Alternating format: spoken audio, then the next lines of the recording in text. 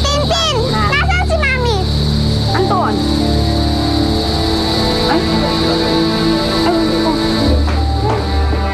Kayong dalawa, huwag kayo aalis dyan, ha?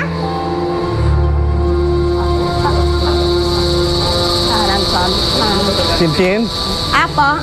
dumating na ba si Michelle? Ay, naku, Sir Manny, kararating lang po. Nahanap si Ma'am Sandra.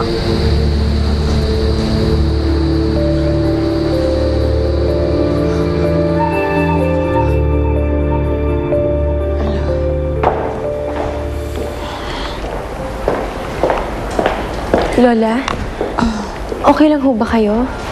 Bakit parang malalim mo iniisip niyo? Tumawag na ho ba si Simeon? Hindi pa, Sandra. Hindi pa. Mami! Michelle, bakit? Mami, si Mang Manny po, sinampal ako. Ha? Bakit ka na sinampal? Anong nangyari? Sandra? Doña Ana? Magpapaliwanag lang po ako. Kasi nadatnan ko pong inaaway ni Michelle si Jennifer eh. Tinulak po niya si Jennifer sa kalsada. Muntik na po masagasaan ng kotse si Jennifer eh. Kinausap ko po siya pinagsabihan pero kung ano-ano pong lumabas sa bibig niya eh. Alam ko po hindi po excuse yun eh. Nagulat lang po ako, pasensya na kayo, nabigla ako, hindi ko na po ulitin. Manny, hindi kita masisisi kung nagawa mo yun kay Michelle. Ako na mismo ang umihingi ng sorry sa'yo sa kung anumang mali yung ginawa niya. Mami, kinakampihan niyo pa sila?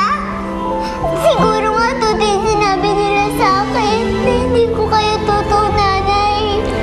Sandra, tell her. Wala nang dahilan para itago mo pa sa kanya ang totoo.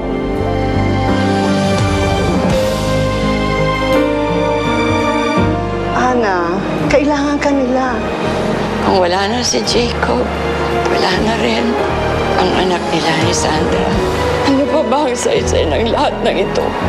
Walang nagmamahal sa akin. Hindi nila ako mahal. Sampit lang ako sa mansyon. Michelle, anak. Tawagin mo ako sa number na to, ha? Hihintay ko yung tawag mo. Nung hawak pa ako ni Simeon, naisip ko rin si Sandra at si Michelle. Lalo na kay Michelle. Paano kung mapunta nga siya kay Simeon?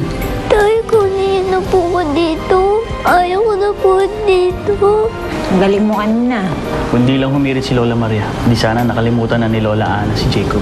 Di bale, mawala lang lahat ng salot sa buhay natin. Ikaw na talaga ang bida. Gusto mo ba talaga ako makasama?